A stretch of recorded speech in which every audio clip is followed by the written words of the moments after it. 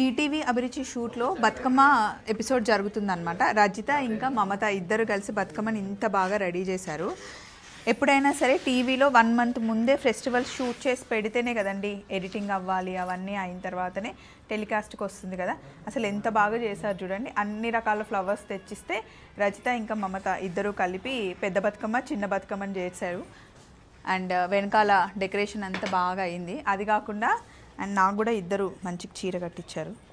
ఇది మొన్న బోనాల పండగ కొన్న చీర అండ్ మంచిగా సెట్ చేశారు వీళ్ళిద్దరు.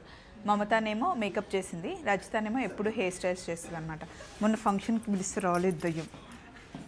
ఇల్లు కట్టుకుంది మొన్న ఊర్లో, మంచి గృహప్రవేశం చేసుకుంది.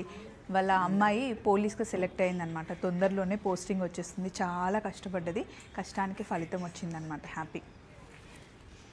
బతుకమ్మ ఎలా ఉంది చూడండి.